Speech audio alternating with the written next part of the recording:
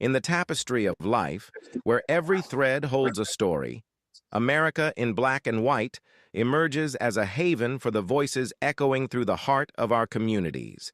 In this podcast, we wade through the rivers of our collective experiences, celebrating the vibrant hues of change brought forth by the whispers of hope and the roars of action.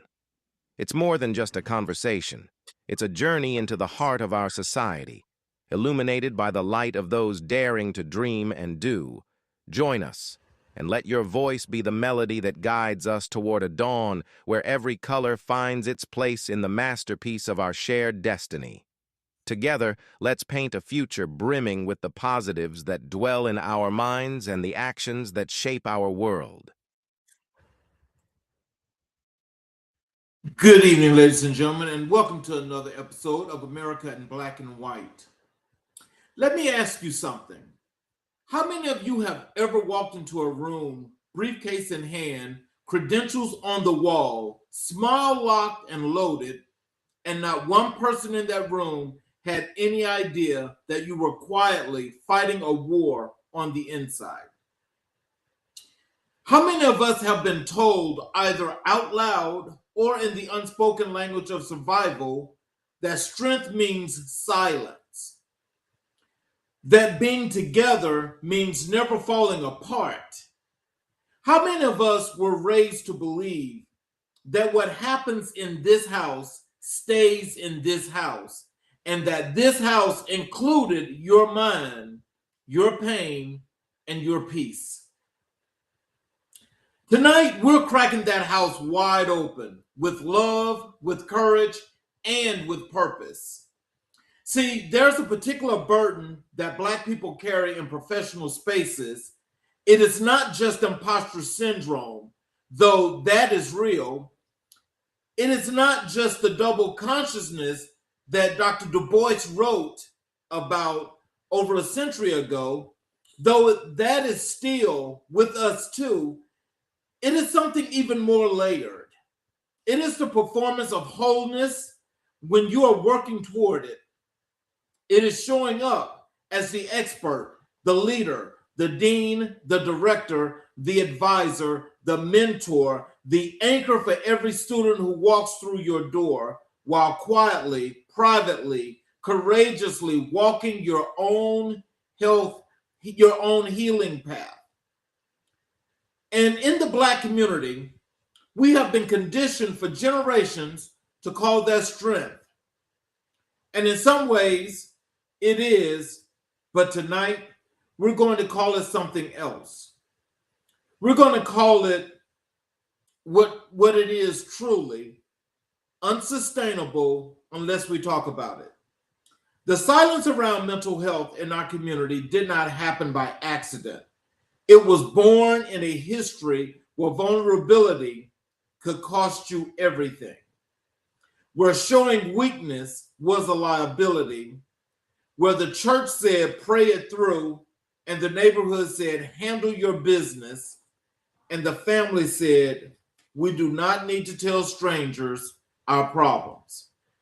And I understand every single one of those survival strategies. I honor them.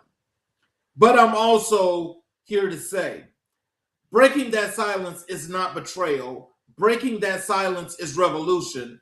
And tonight, we have a revolutionary in the building. He is a scholar whose life's work is wrapped around the question of who belongs and who is made to feel like they don't. He holds a PhD in educational leadership, policy, and justice. He serves as the director of advising and professional development at a major Southeastern university, where every day he pours himself into students, shapes advisors, and builds the kind of institutional culture that actually sees people. He is a proud member of Alpha Phi Alpha Fraternity Incorporated, the first, and when the workday is done and the professional mask comes off, he opens the microphone and does something that is frankly one of the most courageous acts of public life today. He tells the truth about what it means to be Black and diagnosed. His podcast, Black and Diagnosed, is not a show about statistics. It is a sanctuary. It is proof that your diagnosis is not your ceiling or calling, it is a door. America in Black and White family, I need you to lean in tonight because this conversation is going to challenge you, heal you, and set something free inside of you. Please welcome to the mic a leader, a healer, a truth teller, and a brother, Dr. Gerron Scott. Hello, Dr. Scott. Hey, good evening, everyone. How's it going? All right, how are you? I'm doing great. Just happy to be here. How are you? I'm excellent. Thanks for being here. And before we get into the show, there's two questions I got for you. Did I say your name right? It's Gerron. It's Gerron. Okay, I'm sorry about that. And the second thing is there anything you'd like to say to our audience before we get into the show? Yeah, I'm just here. I'm a very open book. You can follow me online at Black and Diagnosed. I'm very open. Listen to the podcast. We're in season 2. It's great. We're getting a lot of listens, a lot of views, but we could always use more. Some subscribers. Listen, rate the show, and just happy to be here. Great. And so, what I like to start off with, sir, is I like to give our audience the opportunity to learn a little bit about our guests as we get further into the show. And this part I like to call your roots, identity, and your life story.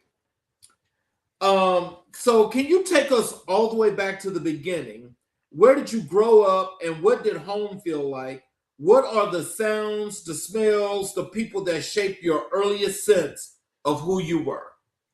I'm originally from Providence, Rhode Island, smallest state, but it's a very diverse place. Providence is very diverse.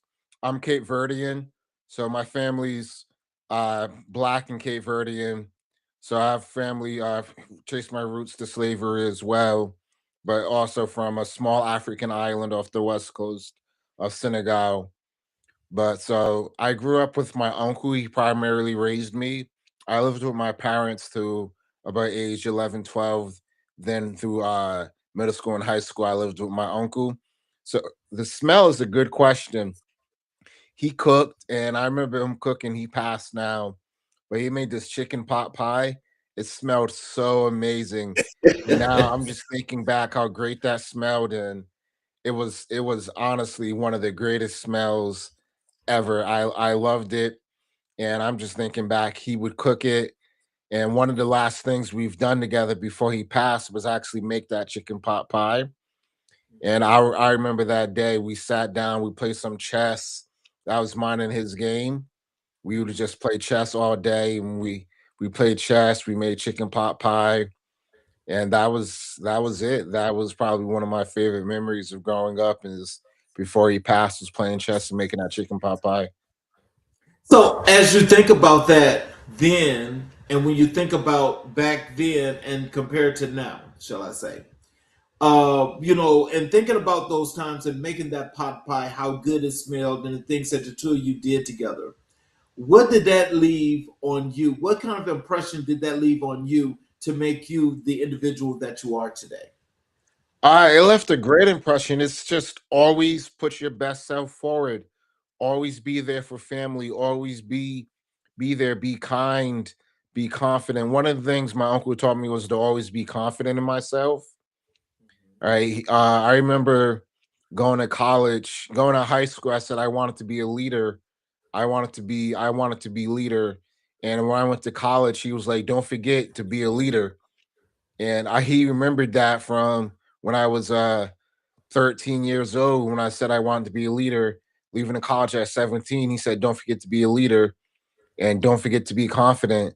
So he just really just thinking back, and him just remembering that small little conversation just really meant a lot to me.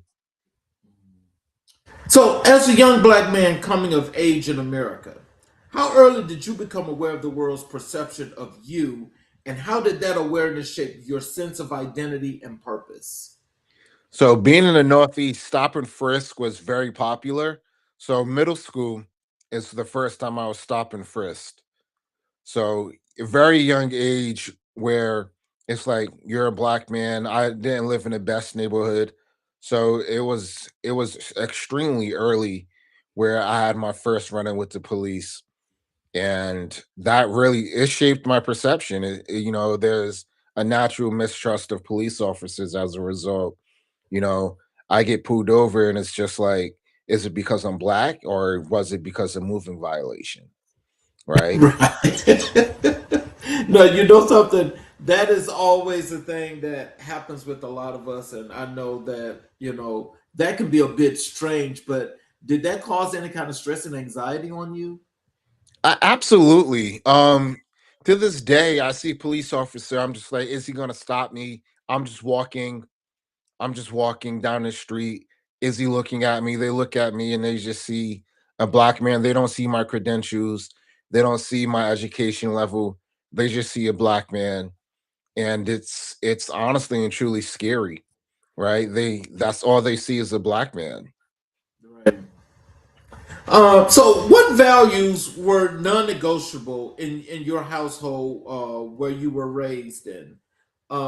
Which of those values still anchor you today, and which did you have to re-examine as you grew?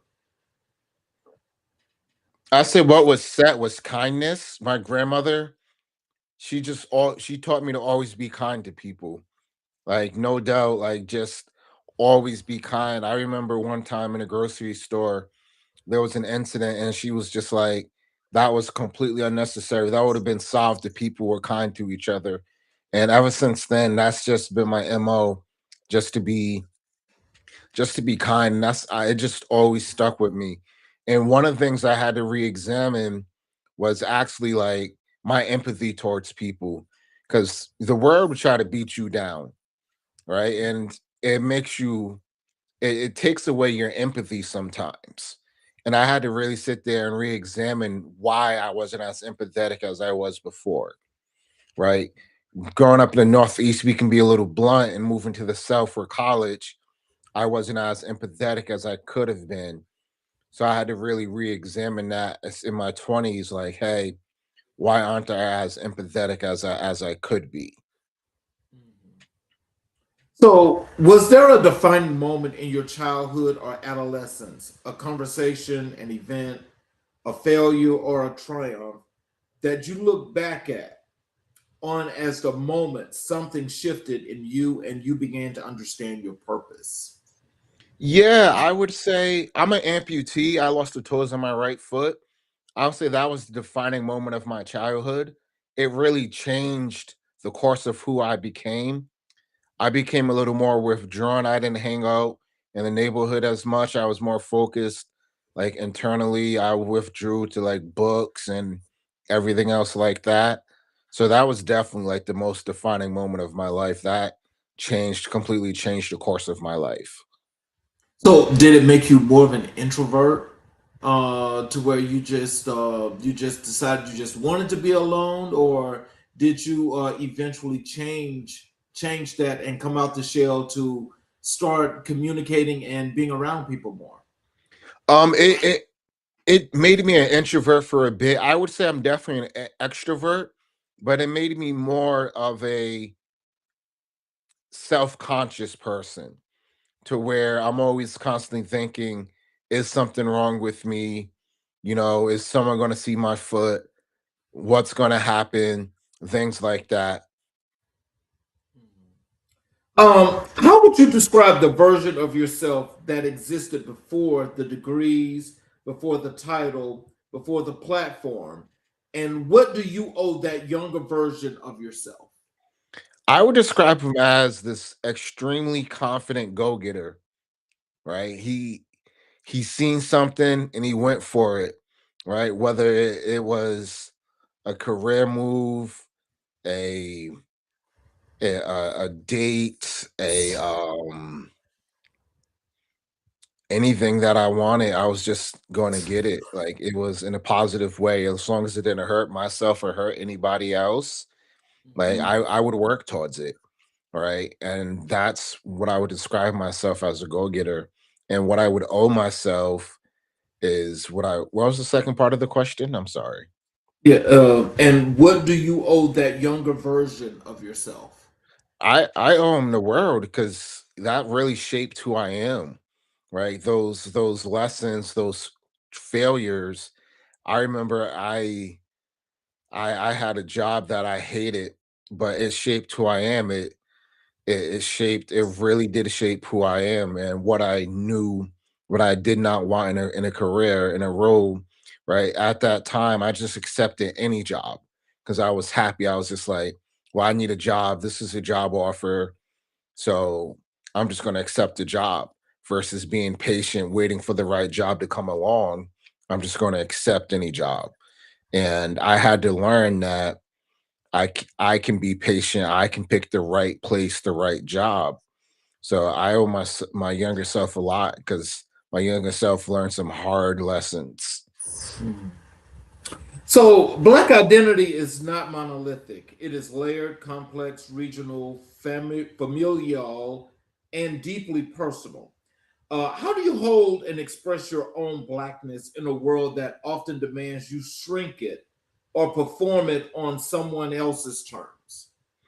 Oh, that is a great question. I just think for me, it's discovering what Blackness means every day. I think for me, my Black identity is evolving every day.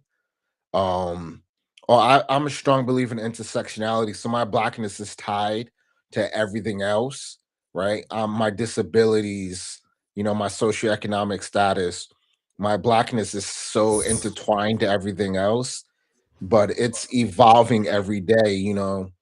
I'm a Black man, I'm a father, I'm a husband, and all those factor in to who I am as a Black man, my Black identity. I'm a man, I'm a son, I'm a dad, I'm all these things. And I think for me, what it means to be Black, it means to be it means to be powerful, right?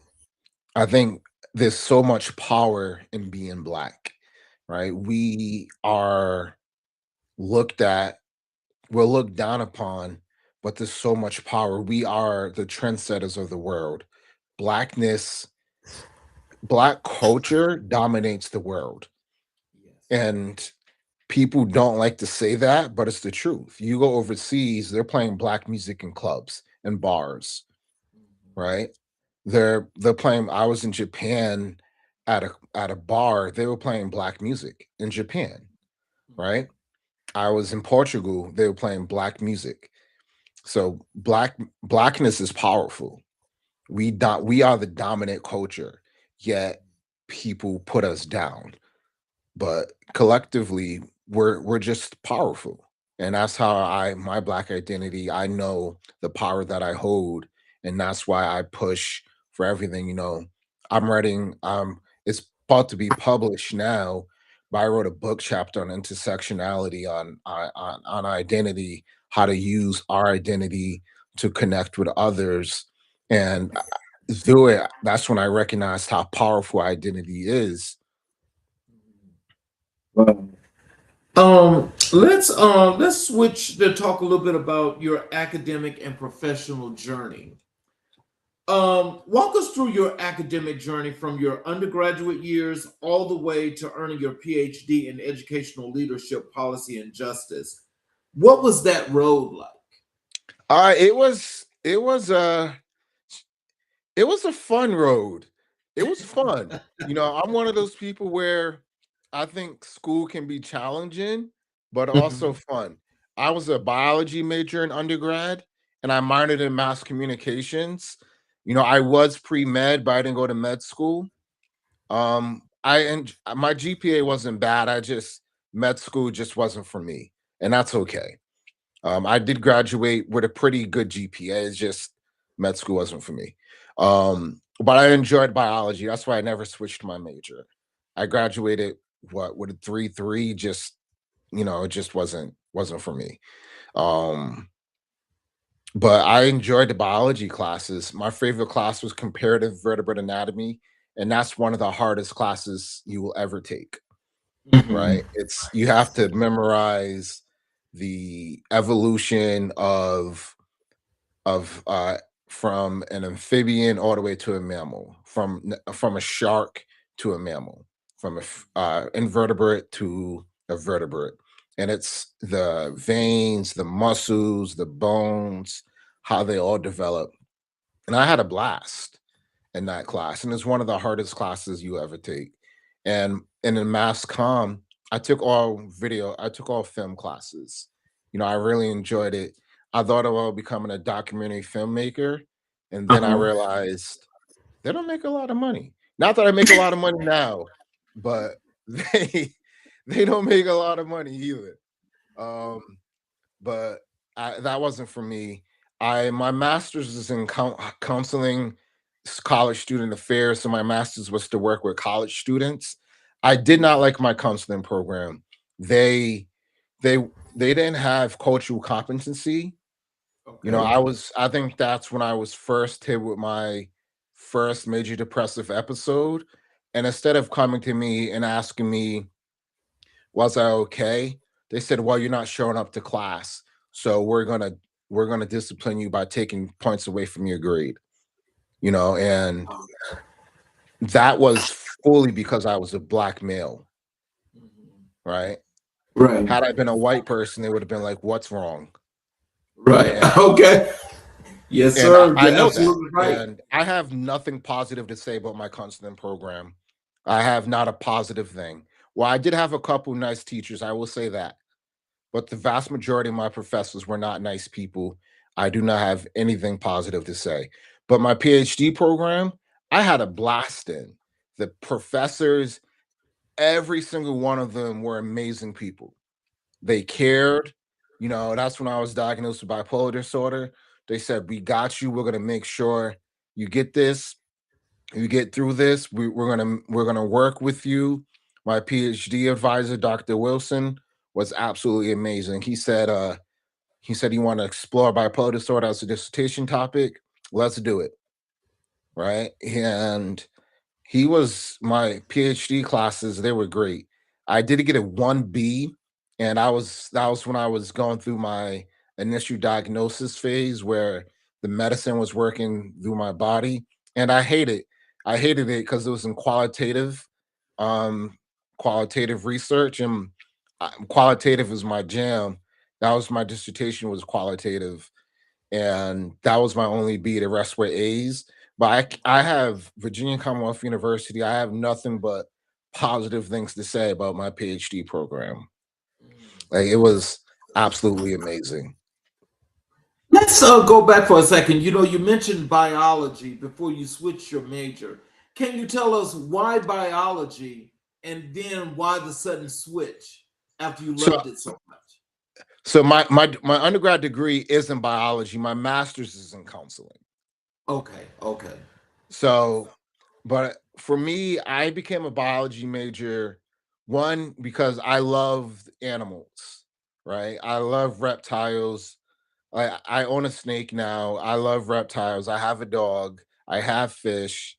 So, like, I just have this deep love for nature. So, like, biology, it came natural for me. Like, biology, the sciences were my easiest classes in high school versus versus English, history. I had like the STEM classes, they were easy for me. They were easier for me. So I was like, I'm just going to be a STEM major. Wow. Okay. So, when did higher education stop being just a path you were walking and became a field you felt called to serve? What was the turning point where it became your personal and purposeful work to do? So I was highly involved in college. I was fraternity life, homecoming director, student government association, a bunch of other clubs and organizations. So one of the fraternity advisor was like, "Hey, look into this master's program. I think you'd be a good fit for it." So I did, and I was just like, "Oh, this is great." I enjoyed it.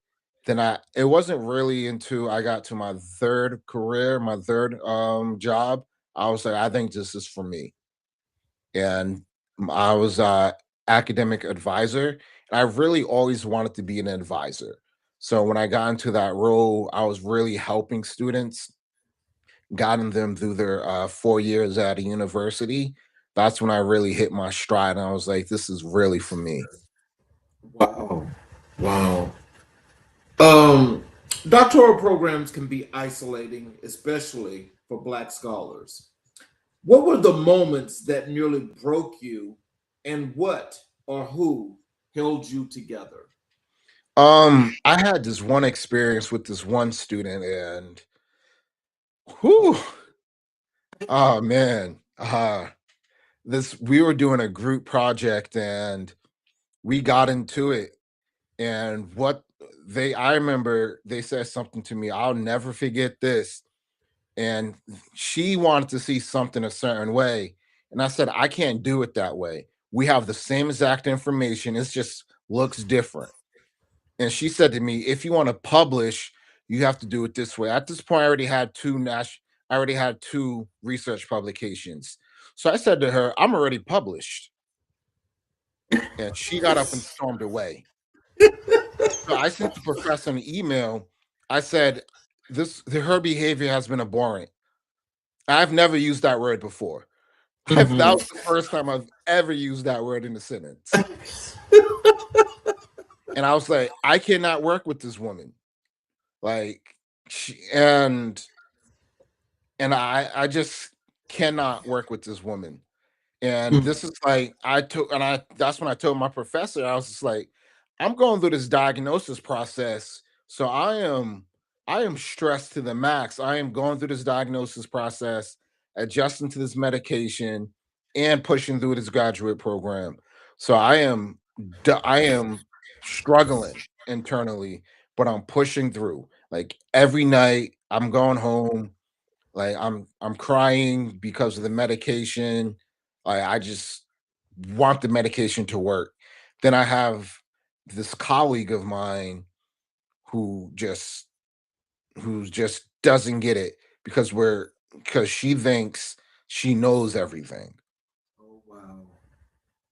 Mhm. And her thing was she wanted to work with minority students. I don't believe everybody should work with black people. That's one thing I strongly believe. Not everybody's equipped to work with black people. Even if you think you want to, you really need to reevaluate yourself and really be culturally competent. Can I just ask you because, I agree with that assessment because I think when there are, let me just put it this way, when there are other cultures that think that they can work, they can teach, they can just work with black students, they find it to be difficult. And the reason why it's difficult is because they're not up to snuff, but also they're not able and willing to adjust for what it takes. In situations like that, what made you come to that conclusion that everyone should not be working with black Um, students? it really it really stemmed from my master's program. I had a student in a group counseling class say to me, "I'm intimidated by you." What? For real? And I'm in my I'm not the biggest guy, right? Right. I I gained a little weight now, some happiness weight from my marriage, but I've never been the biggest guy. Right. Um and she said that because again, I was a black male. Even like the professor had to come apologize. And all the students were like, "What? Why are you intimidated by him?" But this student wanted to work with black children, Oh. right? So it's Mm. just like you're intimidated by someone who's in the same class as you, right? We're getting the same level of education, and you're intimidated by me. So it just goes. So I sense the same thing, that intimidation, because they hate confident black people. Right. So when they see students who are confident in their abilities, it scares them, right? When they see students who know who they are, students who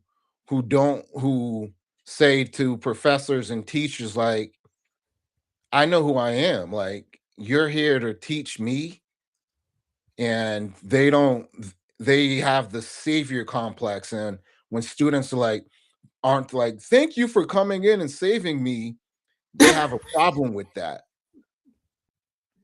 Look, let me. I have a question here in the chat for you. If you could answer this would be wonderful. Let me put it on the screen for you. Um, this young lady asks, says, shouldn't it be people working together regardless of color? Absolutely. But again, it goes back to that cultural competency, like I keep saying, right? Mhm. Right. There's no problem with anybody working together as long as they're culturally competent. And to be culturally competent means understanding, Yes. right? It means to not be intimidated by a black person Right. who's sitting across from you getting the same level of education as you. It means recognizing cultural differences, recognizing that people do things differently from you. And again, it stems back to that cultural competency.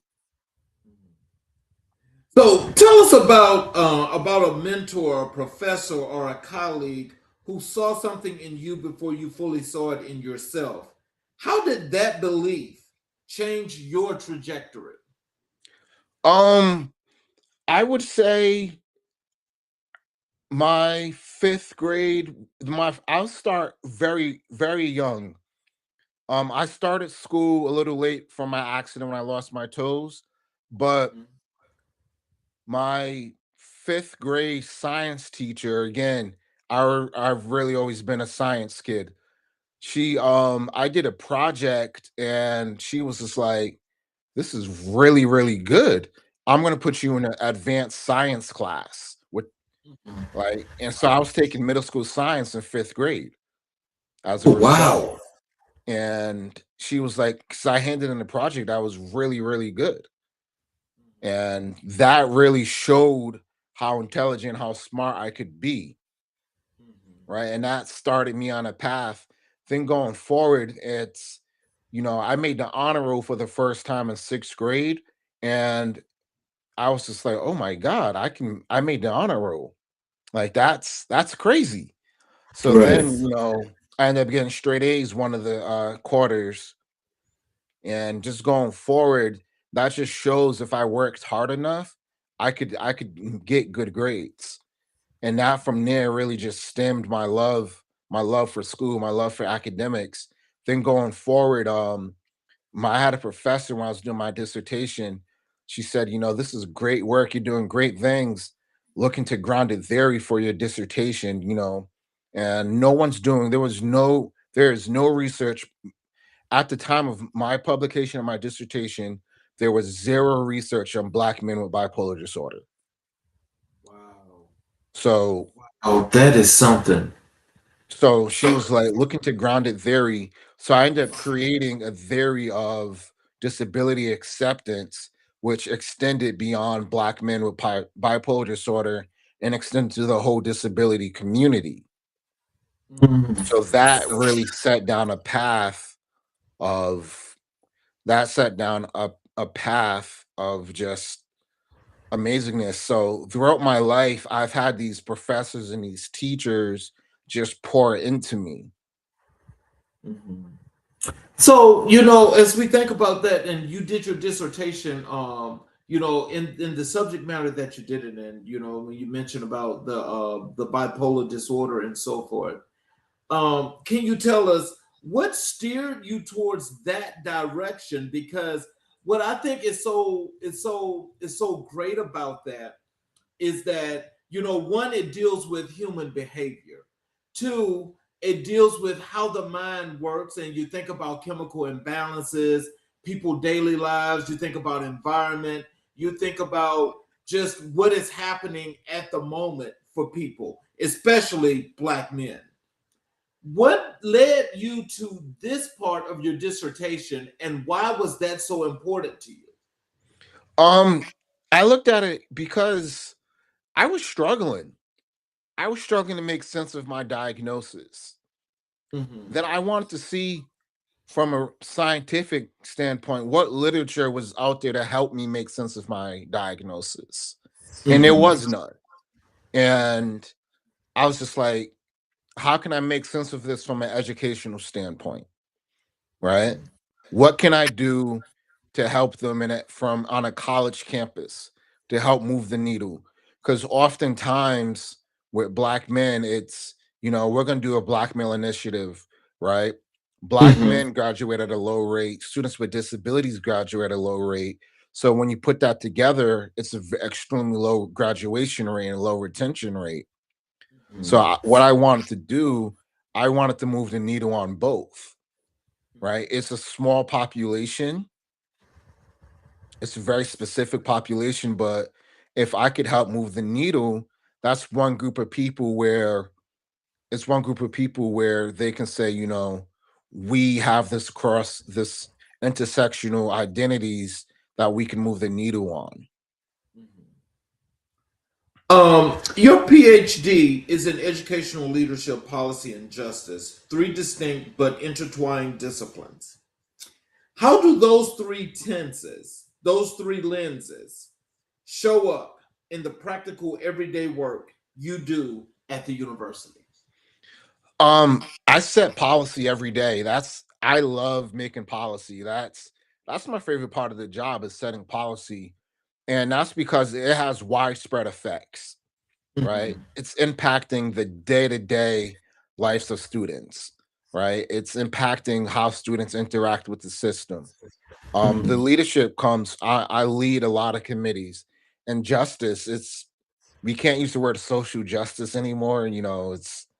It's one of those banned words, but it's one of those things where it's just that equity piece where Mhm. we're creating equity for these students where we're just saying to them, we're saying to the professors, to the staff, we want people to have an experience where when they graduate, they'll say, this school gave me an experience like no other. I'm going to tell other people to come to this school. For example, with my PhD program, I had someone on my podcast who went to the same institution, but they went for undergrad. And we both were just like, you know, if we had kids, we're gonna say, "Hey, you should go to this school because we both had such a great experience." Like my son wants to play football, and VCU doesn't have a football team, unfortunately. So I wouldn't really recommend that. But if he's just like, "I just want to go to school for something specific," I'm like, "Yeah, go to VCU."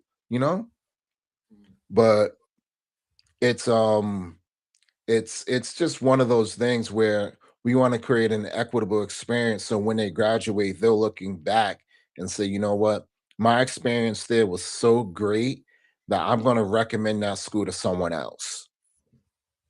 I have another question for you here in the chat. Let me put it on the screen.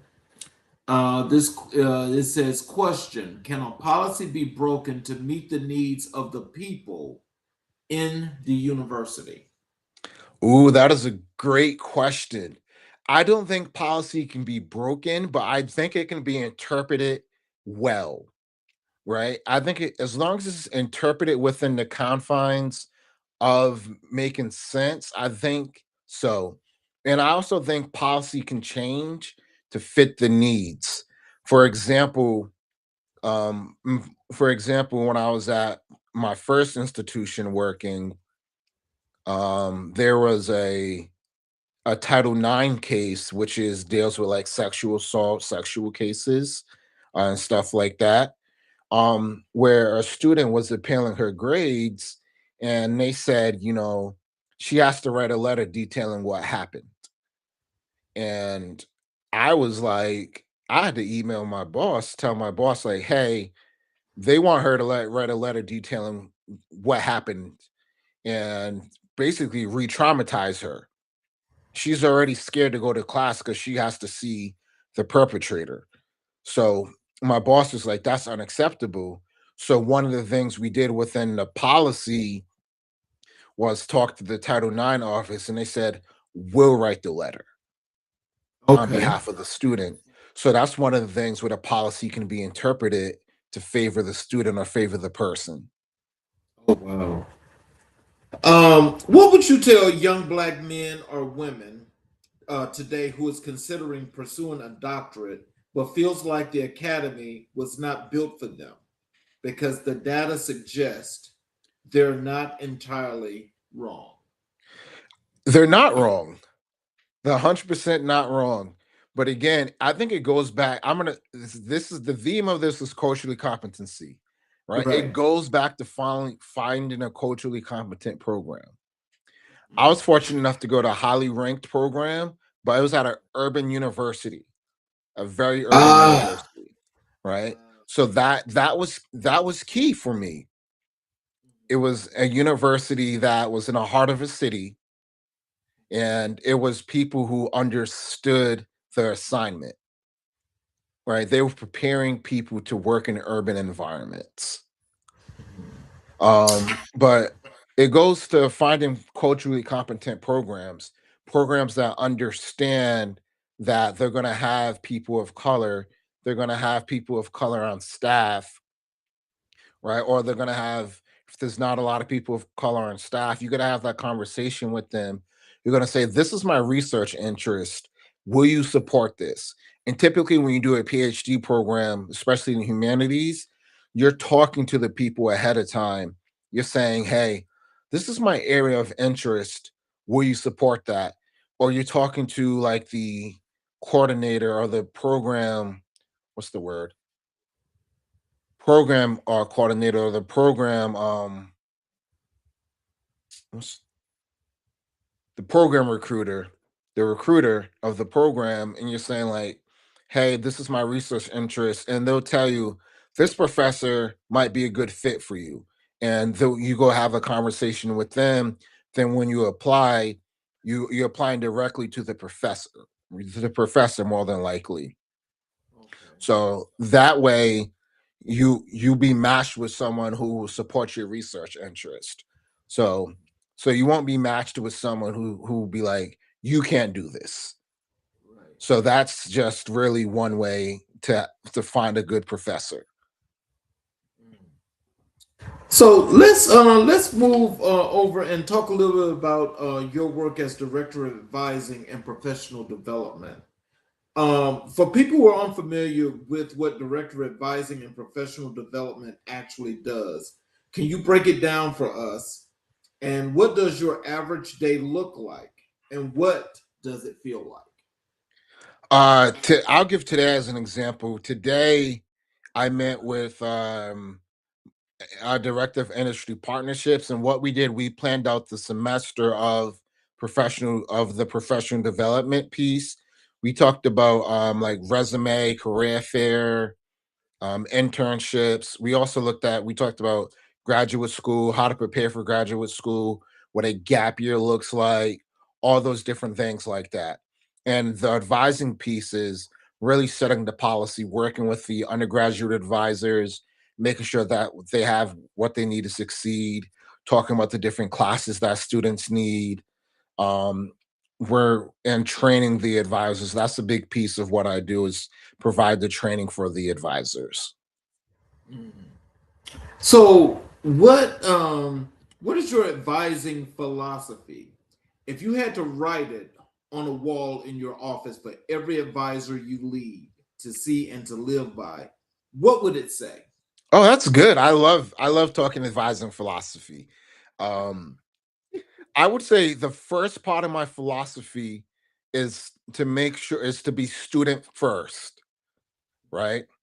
And what I mean by that is to remember that we're there for the students, and we're there for the students to matriculate through college.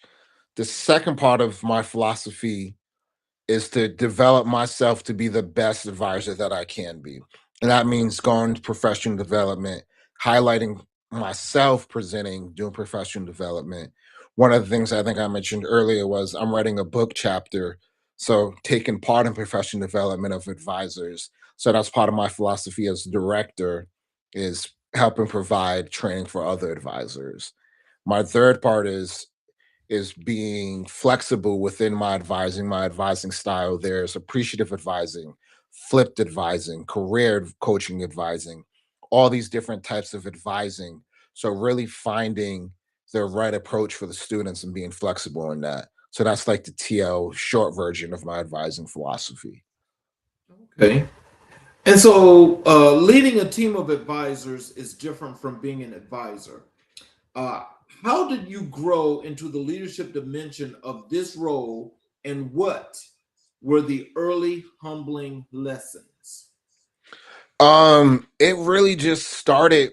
I always knew I wanted to be a director of advising. So what I did was I led committees, right? I said, you're looking for a leader of this committee, let me lead it, right? So academic advising is very at the basic level, you don't lead teams. I got a graduate assistant, a couple of those. I wrote some grants. I did presentations. I did all these things to build my resume up to become a director. And a humbling experience. There's so many humbling experiences when you start out. It's learning. I remember one of the first papers I read in grad school was Don't Drink the Water. And basically that is learn where you're at, right? Don't go in there to try to change things the first week. And so one of the things that I learned was don't go in there and expect people to be your biggest cheerleader yet, because they're still feeling you out, right? And it was humbling to see that, people were like, I've been here before, and there's people who interviewed for my position that I was now over. Oh, wow. So it was really just massaging some egos and saying, I have your back, and people were saying, I wanted your position. So it was kind of humbling to see that. So, are they still trying for your position? No, I think we smoothed that out. Institutions are complex, political, and often resistant to change.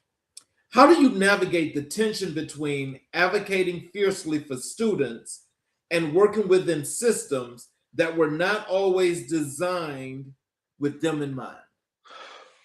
Oh, um, you gotta find allies. I'll give you an example. We've recently instituted a policy where everyone has to use the same documentation system. And, you know, there were faculty members who did not want to use that system just because they're like, I've been here 30 years and this system's only 6 years old.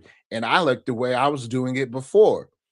But again, it goes back to that equity piece where students weren't getting the same treatment. They couldn't review the notes that the other advisors were making. Mhm. So what we did is we found faculty allies. Then we went to their parents, which were the deans. We said, we were like, "Hey, deans, this is why it's important." So we ended up getting some buy-in from the deans, and the deans were like, "Hey, we need you to do this." So that is how we did that. I have another question for you here in the chat. I'll put it on the screen for you. It says, how do universities treat students of different colors? I don't know what that means. I think if I can take a stab at that, um, it depends on the university. Um, More urban universities or students with more diverse populations treat students differently than universities with less students of color. I would say at the institution I was at previously, they really focused on that students of color population just because they needed that retention rate. That factored a lot into the retention rate and graduation rate. The institution I'm at now is majority white by a lot.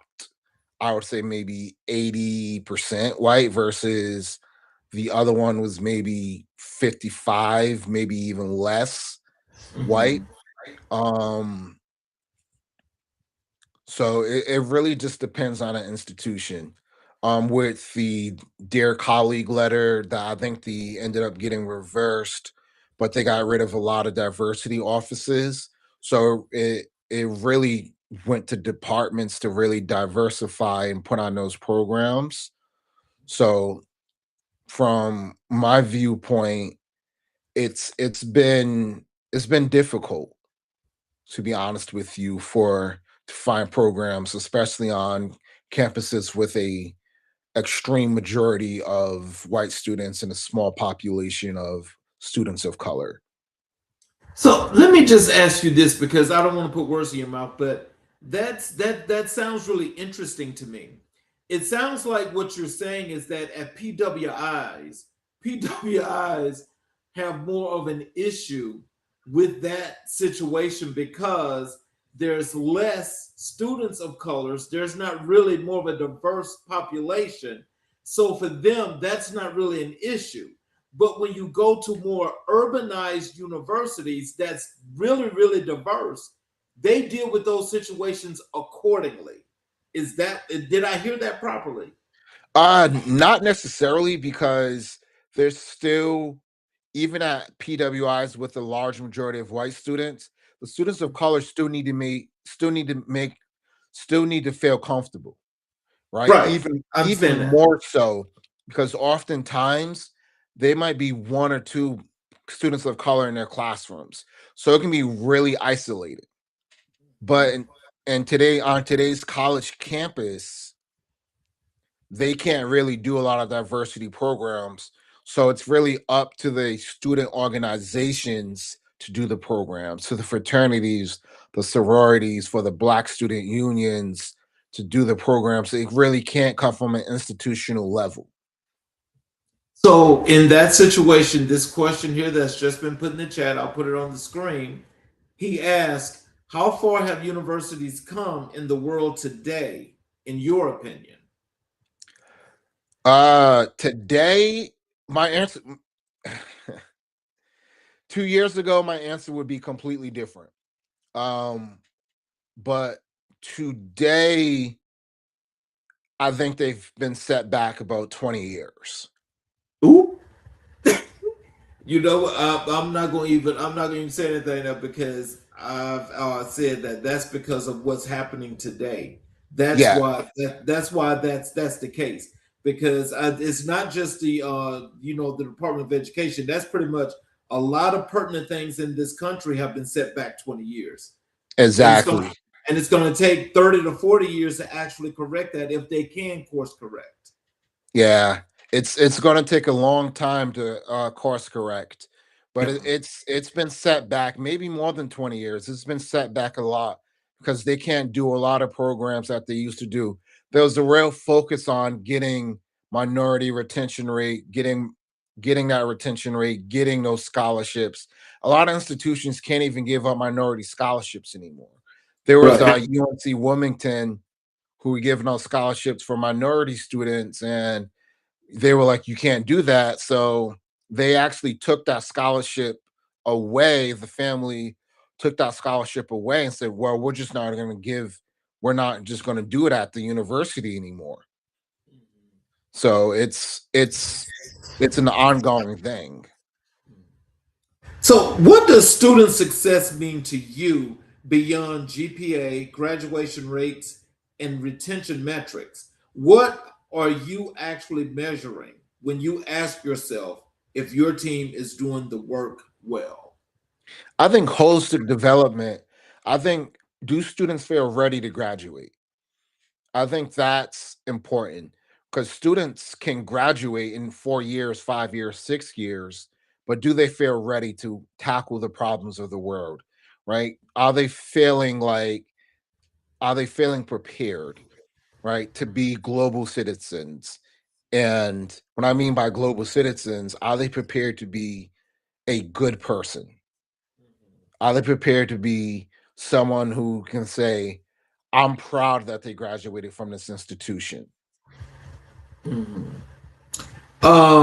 So as you think about that and your work as as a director of advisement, how do you guys, with your department, with your program, with the part of the school that you work with, tell us, how do you guys fit this in with the work that you're doing out in the community as you getting these new students that are coming in that need to either learn about diversity, learn what university life is like, just all of those good things to make them understand what they're getting themselves into when they come to your school?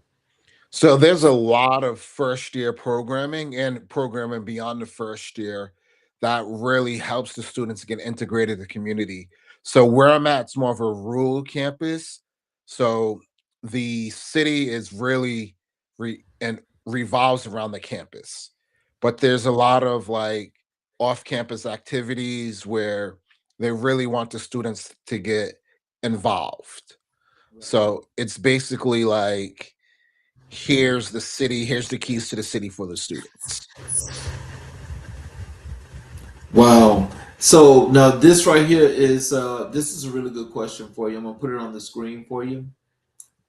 He asked, "How do you feel when you see graduates become working members of society?" It actually feels pretty good when they become positive working members of society. Um, and I say positive because there are some people who get out there and do negative work where they go out there and say, you know what, I'm going to tear other people down, right? And that's the reality of it. But when I see people going out there be successful and in their careers and saying, you know what, I'm just gonna go out there and they don't necessarily have to be out there helping people, but they can be out there contributing to their field. And that to me feels amazing. And this is I'm going to ask you this question. This is, I think, is a question that's also relevant to not just the work you're doing, but when we talk about your students. Is there a student story, one you can share without compromising privacy, that crystallizes for you exactly what this work matters and why you show up every single day? Oh my God, there's so many. I remember we were down to 3 advisors for 2,000 students. Yeah, that was crazy. 2,000 students for 3 of us. And for some reason, students, they find who they really like and they attach to that. I had a student with a 1.7 and I said, hey, you have to get your act together. And he sat down, he said, how do I get my act together? And we sat down and we talked about it. We spent a couple of sessions and said, you know, this is what you need to do. And he took it. I was very blunt. He said, I just need you to be honest with me. What do I need to do to succeed? He said, my goal is med school. He ended up graduating with a 3.4. Oh, wow. He had to retake a couple of classes, but he ended up graduating with a 3.4. And to me, that just shows the level of commitment that students have and a belief. Once you show that belief in students, they really need someone in their corner just to say, you know what, thank you for believing in me. And to me, he did all the work. I just said, this is how you got to get it done, right? This is the tutoring where you need to go to. This is how you talk to the professors. This is where you need to sit in class. Here's some study habits. This is the stuff you need to do. But that I think back on that and that feels special. And this, I was a biology advisor, so a lot of my students went on to med school. So like that really helped. I won some awards and some students wrote letters of recommendations for my awards. But you know, it's a lot of success stories, but that one really sticks out to me in the work that I've done. I have two questions here for you before I move on. I'll read them both and let you respond to both of these. This is the first one. He wants to know, are you a university professor? The second question is, do you feel staffing has become harder in universities today? I have taught a few classes. I am not a professor. I thought about going that route, but tenure track is getting harder to get, and I would only feel comfortable being a professor if I got tenure track, and that is getting harder to get. And the second question is staffing getting harder at universities. I would say yes and no. Um, I would say it's getting harder because just the job market is getting tighter. And no, because depending on the position, universities might be hiring like advising. Universities, it's advising has a high turnover rate because people get burned out quick because you are meeting with 300, some majors like biology. I was meeting with 300, 400 students a semester, Oh, wow. right? That's a lot for one person. Yeah, it was a lot. I was during registration season, I had 10 meetings a day. Mm. So it it was a lot. But So let's transition over to student belonging and equity in higher education. You have built your scholarly and professional life around the concept of student belonging. Define that for us in your own language, and what does it actually mean for a student to truly belong on a college campus?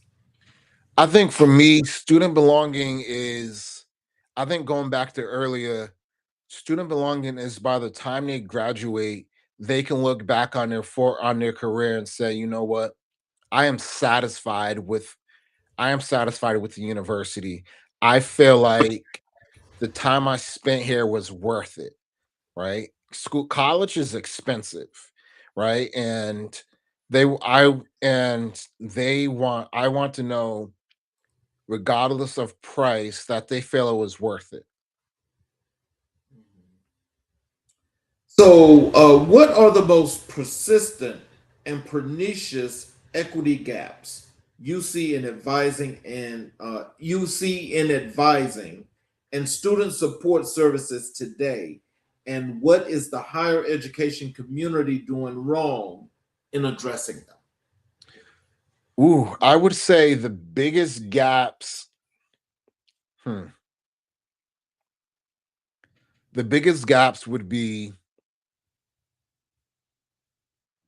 I think, the assumption that some students don't need help, right?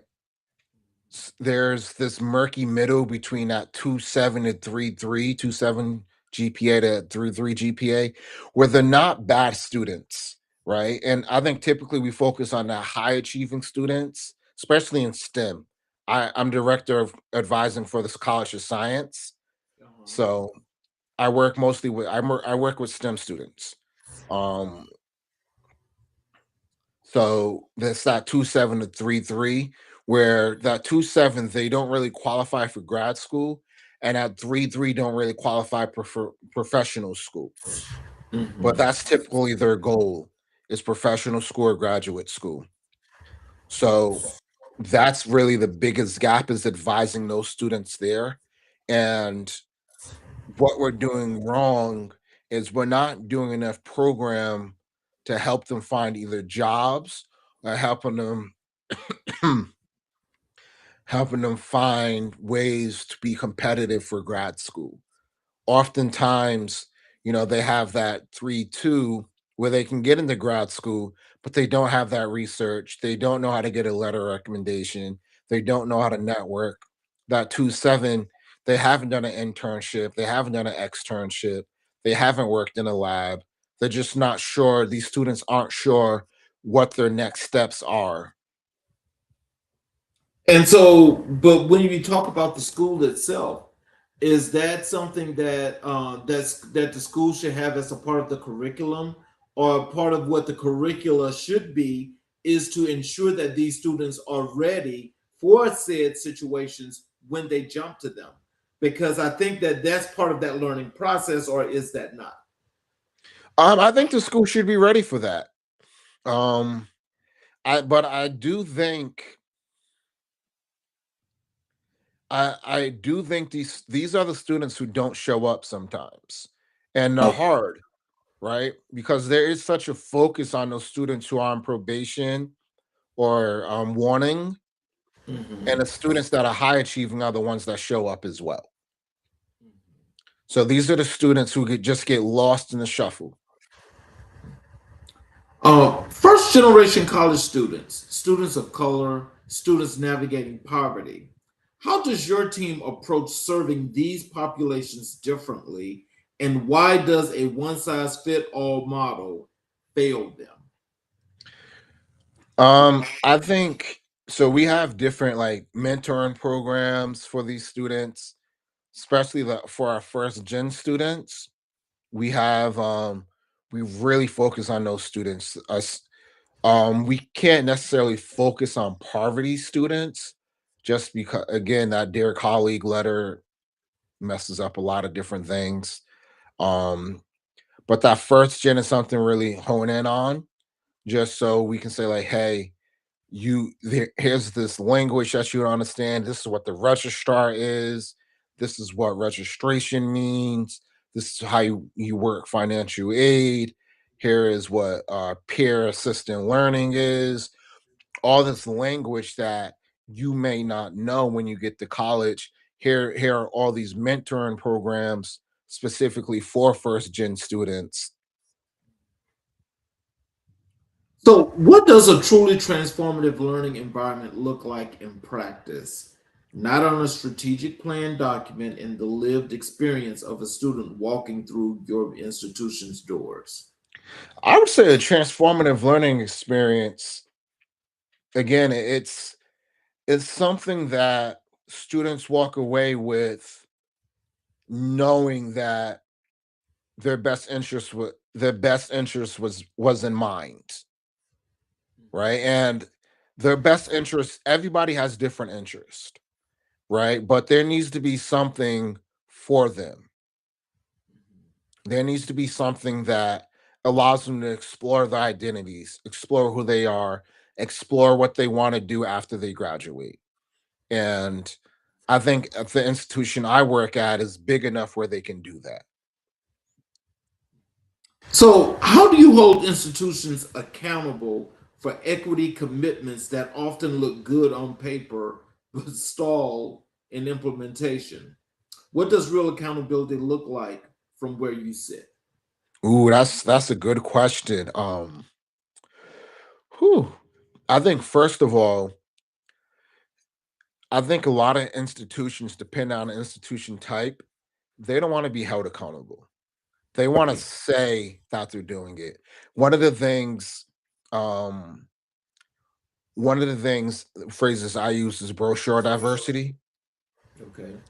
where they send out the brochures and you'll have that diversity where they're just like, yeah, this is equity. You're gonna come here and you're gonna see people of different colors and they're gonna speak different languages. Then you get here and you're just like, this looks nothing like the brochure. So I think there's a lot of colleges and universities, especially some of these bigger universities and more well-known universities, they don't want to be held accountable. They want to say they're doing the work, but the second that Dear Colleague letter dropped, they were like, we're dropping these offices. We're dropping our diversity offices. And that was the end of it. Wow. Um, if you had full authority to redesign advising and student success infrastructure at your institution from the ground up, what would you build and what would you tear down first? Whew. I think the first thing I would tear down is the accommodation office. One of the things I found out when I was doing my research was there was this accommodation office that gives provisional accommodations where if a student comes in and says, I need accommodations, this is why, here's some of my documentations, they give them accommodations for a full semester. And there's other offices who say, without that documentation, you're not getting anything. I think giving accommodations is key because that's the difference between a student succeeding and a student not succeeding. Then from there, I would redesign first year programs to be more intersectional. I think oftentimes we focus on one identity. I'll give you the example, right? In undergrad, there was a black male initiative where they put if you were a black male, they put you in there, right? There was different first ones, but if you identified as a black male and you wanted to be in that black male initiative, no matter what your other intersectional identity was, they put you in there, which is great in concept, but it didn't account for those other intersectional identities. They might be struggling because they might be used to a rural campus, or they might be struggling because they have a disability, right? They may not be struggling because of the black identity. So really looking at those intersectional identities. So those are like the major two I would do. So with that, I mean, would that be with your reasoning for that? Would that be to help with the diversification of the school itself in general, or is that something that's to just help some people with their intersectionalities of navigating the school system itself? I think it'll help the school in general. I think when you help the most vulnerable, it helps everybody, right? I think because it sets a minimum standard. So if you know that the people with disabilities need accommodations, it's going to help set a standard of care. If you know people need to explore the other intersectional identities, you're going to create programming for people to explore the intersectional identities. And that's just going to trickle down to everybody. Let's transition over to mental health vulnerability and the Black experience. Let's go to the most personal territory of tonight's conversation. When did mental health become something you could no longer manage in silence? And what was it like to acknowledge that to yourself, let alone to the world? I would say about 2021, 20, yeah, I think I got diagnosed 5 years ago. So 2021, I was just going through a terrible time. And one of my friends was like, "Hey, this isn't normal." Like, I was in therapy for like 2 years at that point, and she was just like, "Hey, I know you're in therapy, but you may need that extra help. So I'm gonna give you this extra push for you to seek maybe a psychiatrist." Um, so I did. I've always been one open to help. So I got help quietly. Then about a year later, I was just like, I need to be open with my diagnosis. I need to share with the world because there might be someone who's struggling with something, struggling with who they are. And I have the power and people listen to me. So I was open. Then I got a lot of messages saying, like, hey, I'm struggling with something. And that really just opened the conversation up for a lot of different people. Wow. So with that, I mean, and you just felt, I mean, it was just like a natural thing that, since you have this connection with people and it was something that you was going through, and it sounds like this was also during the COVID time. So with that being said, I mean, like, what was the thing that wanted you to be so open about that? Because I think that's a really wonderful thing, but what was the thing that came to you that said it's time for you to be open about this? Um, I'm not exactly sure to be honest, but if I can take a guess, I I would just say I was talking to family members and friends privately, and I was unsure how they would react. But they reacted with all love. They were like, "We still love you. We're here for you." Then I was just like, at this point, I don't care what the world thinks. But I think for me, it was just important. It was important to get it out there because at this point, I think my research started to become focused on bipolar disorder. So people were going to find out at some point, and I wanted to get ahead of it. So I think that might have been what it was. So describe the professional mask, the one so many of us wear. What did yours look like, and how long did you wear it before it started to cost you more than it was worth? Whew, I would say I always tell people professionally can't no one see me. I wrote book chapters. I'm nationally known. I'm a national speaker. I'm nationally known in my organization, right? I've director of advising. I served on national boards. I've done all these things professionally, but I think it was to hide the pain, right? And it got to a certain point where I was just like, I'm struggling internally. And I just reached a tipping point where I was just like, I don't want to leave my room. Like I literally can't do it anymore, right? I can't. I couldn't do it anymore. So I think that mask started to crack about a little bit before I got diagnosed, right? My friend noticed, she was just like, hey, you're not behaving like your normal self. You're not, you don't want to go to class. You're not showing up for yourself, let alone others. And I think that's when it started to crack, when I stopped showing up for myself. Mm. So, can you describe to us what were some of these things that that you were experiencing? That people were showing, and what your friend was telling you that they saw. It was a lot of like hypomania, well, mania. Like I was being impulsive, staying up late, just a lot of grandiosity, things like that. Just a lot of like a lot of the symptoms of bipolar disorder I was just displaying. We weren't sure what it was, but or if it was anything for that matter. So, but it was something worth checking out.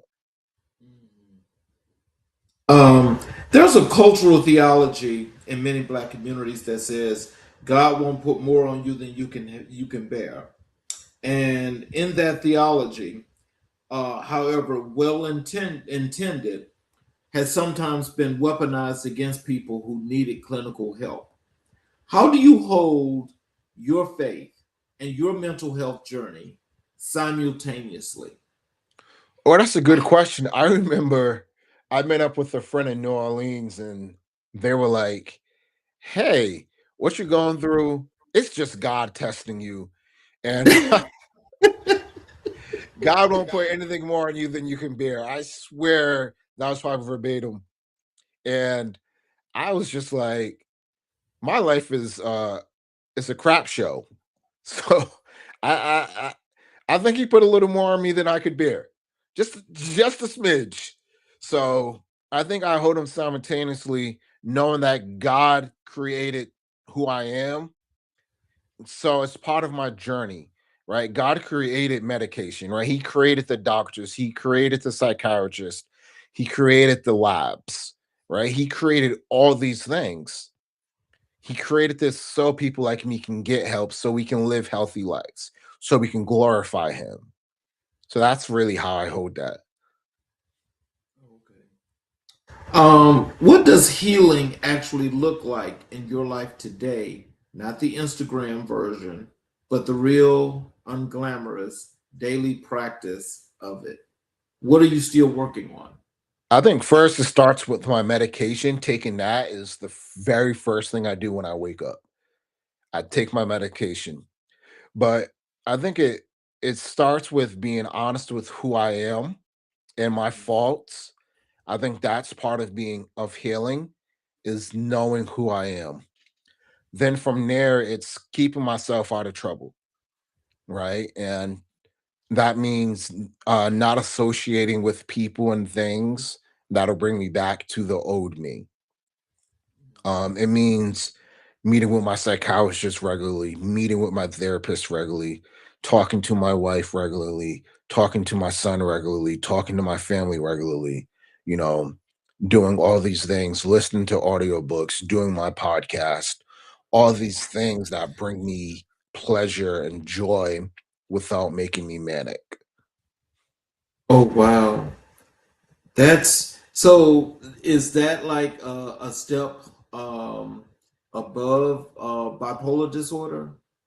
So there's two bipolar 1 and 2 are a little different. Bipolar 1 usually is has mania and bipolar 2 has hypomania. Okay. Black men are statistically among the least likely to seek mental health treatment. As someone who has lived that statistic and broken from it, what do you understand now about why that gap is so wide and what needs to change? Um I think they just don't know, right? Because I thought it was normal behavior. I thought the hypersexuality was just me being in my late 20s, early 30s, right? I thought the grandiosity was just me being confident, right?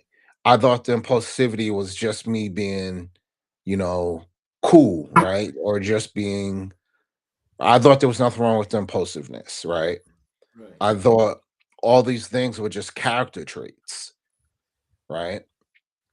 And because I was never an angry person, so that wasn't part of who I was. So I never seen that. So it was hard to diagnose that or see that as a problem when I didn't have necessarily the positive side effects of bipolar disorder because those things were negative, but I never had that anger or those things that also come along with bipolar disorder. But the lows were so low, the depression was so low, but I thought it was just sadness, right? I was like, everybody gets sad from time to time, but my sadness was so deep. But I was just like, people get sad, but I didn't realize how sad it was. So I think for a lot of people, I think is they don't know, they don't realize they need help. And I also think people people are not necessarily afraid. I don't want to use the word afraid to get help because I don't think they're necessarily afraid to get help, but people people don't want to be judged for getting help, right? They don't That's want to be interesting. they don't want to be told that they're crazy, right? There's that big stigma. That right? People you tell people you're bipolar, they're like, "Oh, you're crazy." Right? And I don't and like I said, I don't think people are afraid to get help. I think they're afraid I think they don't want to be called crazy. So it's that stigma is what's causing the problem. Yeah. Um, Final question for you. Um, what would you say to the Black professional sitting in the audience tonight? The one who has it all together on the outside and is quietly terrified on the inside, who is not sure they are allowed to admit they are struggling. I would say first of all, find a safe place within yourself. It doesn't have to be a safe place outside yourself, but find that safe place, listen to that quiet voice within yourself. Find it, sit down with it and say, "Self, let's reflect. Let's discuss this. Let's see what's really going on inside of me." Then say, "You know what? Self, I discussed it with myself. Let me go discuss it with the proper help, the proper person. Is it a therapist? Is it a psychiatrist? Is it a life coach? Is it is it someone else? Let me discuss with the person I need to discuss it with, right? And then from there, I think you'll be able to better manage that." So, are there any words of wisdom and encouragement you'd like to leave for our audience? Tell them how to connect with you on social media, your website, how to watch, listen to your podcast, any of those good things. Yeah, I think for the listener is, I think, like I said, my two things are being kind and confident. So if I can leave you with anything, it's to be kind and confident. Always be kind to yourself, be kind to others. I think there's not enough kindness in this world. We see it every day where people just aren't kind to one another. And no matter who you are, what you are, your nationality, your race, your sexual orientation, just be kind, right? And be confident in yourself. I think people, people spend the first 20, 25 years being told not to be confident. Then they have all these confident programs, these confident workshops in your late 20s, like, come be confident, rah, rah, rah. But have that sense of confidence in yourself and be confident in others, right? Trust others. But and I think go back to that cultural competency. Be culturally competent, right? There are people who look differently than you, and but sit down to understand them. What is it? Seek to understand, or whatever the 7 habits of healthy people. Seek to understand first. Um, but you can reach me at Black and Diagnosis under my name there. I'm on Instagram. And the Black and Diagnosis on Spotify and Apple Podcast. Those are the two main places you can listen to. We're unveiling video podcasts on Spotify and YouTube in the next couple of weeks. So you can look up for that in the next couple of weeks. But Spotify, Apple Podcast, give it a listen. They're really good podcast. Rate them. They're really strong. Info at gerronscott.com if you like to collab or want to reach out directly. Info at GERRONSCOTT.com. Black and Diagnosed. And if you have any questions, just please reach out. I'm very friendly. I love talking to people. And thank you, Charles, for having me on the show. Oh, yes, sir. We definitely there's a lot that we didn't get the chance to get to. We definitely got to have you back. And so I'm just looking forward to following you and especially listening to your podcast because I'm sure that is very, very interesting and is very informative. I think for anybody that wants that sound mind and peace of mind, your mental health is always where you want to be. You want to be strong on that. Um, so in closing, after I close the show, do you have a couple of minutes to stick around? Yeah. Okay. I want to thank each and every individual for watching the show. Those of you who have been here the entire time as we watch the show, I want to thank you for your support as always. Also, for those of you that are watching on all of our channels, especially the YouTube channels, for the new people that have not yet subscribed and enabled all notifications, I would ask if you would please support us by subscribing, hitting all notifications, as well as liking and sharing this video with all of your friends and family. And so in closing, we say a lot of things on this show. We have conversations that challenge, conversations that celebrate, conversations that push us to think different. But about who we are and what we carry. But tonight was different. Tonight felt like a window thrown open in a room that had been closed for too long. Dr. Gerron Scott sat with us and did something that very few public figures in any space are willing to do. He told the truth. Not the curated truth, not the version of truth that has been run through a publicist and a public relations framework, the real truth about what it costs to carry a clinical diagnosis through the halls of a university as a director, as a PhD, as a leader that everyone looks to and no one checks on. When he talked about removing the professional mask, I felt that in my bones. I know some of you felt it too. And then there was an image of his, there's an image, that, the spiritual anchor, of people that come to who we are and those people that love us. And in this case, we're speaking of, the women that were so important in his life. You could feel here in the room tonight, you could feel what it meant to have someone believe in you so completely and so unconditionally that their belief becomes the bedrock you build a legacy on. That was sacred. And Black and Diagnosed, his podcast. Family, if you take one thing from tonight, let it be this. Go listen to that podcast right now, not later, now. Because what Dr. Scott is building, there is a sanctuary for every Black person who has ever sat in the parking lot of a therapist's office and driven away. For every Black man who has swallowed his pain because he thought strength meant silence.